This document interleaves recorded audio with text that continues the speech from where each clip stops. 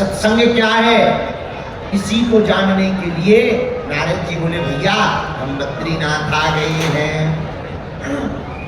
तब सनत कुमार ने कहा नारद जी वो सत्संग कुछ और नहीं, श्रीमद् भागवत कथा ही वो सत्संग है। बोलो भागवत भगवान की। और जहां भागवत की कथा हरिद्वार में सनत कुमारों ने प्रारंभ की, सनत सनंदन सनातन सनत कुमार चारों कुमार बैठे भागवत की कथा के मधुर मधुर श्लोक जहां चारों कुमारों ने गाए, उसी समय श्रोताओं के मध्य में ताता थैया करती हुई भक्ति देवी अपने दोनों पुत्र ज्ञान और वैराग्य का हाथ पकड़ करके प्रकट हो गई। धन्य है भागवत की कथा। प्रत्यक्षम किम प्रमाणम, सामने ही देख लिया। क्या सामने ही देखा? भक्ति देवी के दोनों कुमारों की मूर्छा खुल गई। भैया रामचरितमानस में भी वर्णन आया, इसका उत्तर आया ज्ञान जगाने का, विवेक जगाने का। कहां पर? रामायण में श्री तुलसीदास जी ने लिखा, बिनु सत्संग विवेक न होई,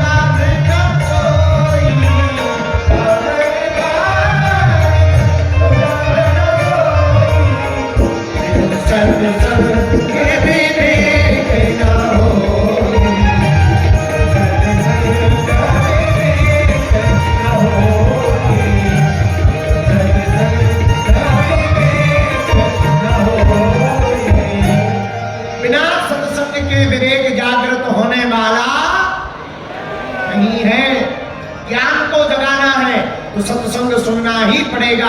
और जिसे सत्संग सुनने का भाव आ गया वो ज्ञानवान होता है। जो ज्ञानवान होगा वही वैराग्यवान होगा।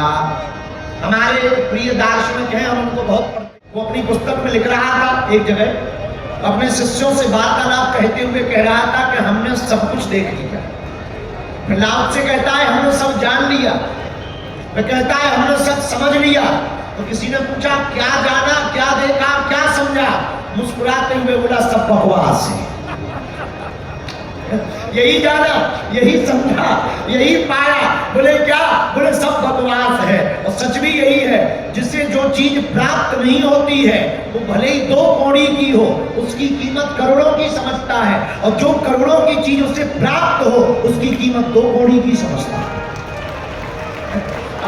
इसलिए एक और, जब तक तुम हवाई जहाज पे बैठे नहीं तब तक तुम्हें लगेगा ऐसी उड़ती हुन उड़ती ऐसी चलेगी वैसी। एक बार बैठ जा और मैं भैया कैसे, ठीक है। यही श्रेणी है बकवास, इसी का नाम सब बकवास है।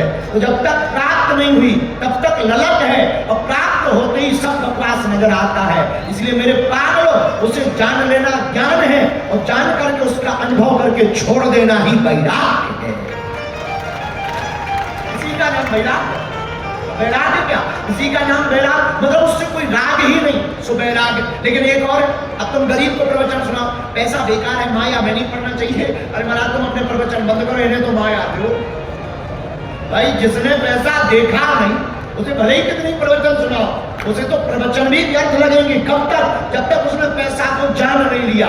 और पैसा को जान लिया और जहां देखा कि यार ज्यादा पैसा भी बेकार है, टैक्स लगता है, इनकम टैक्स देना पड़ता, जीएसटी, ईडी, फलाना ठिकाना, कहां तक लफड़े में पड़ेंगे। तो वो भी कहता है इससे अच्छे तो पहले ही ठीक थे, न इनकम न दिनकम, फिर वैराग जगता है। इसलिए मेरे पागलों, जान लेना ज्ञान है, और जान करके उसका त्याग कर देना वैराग है।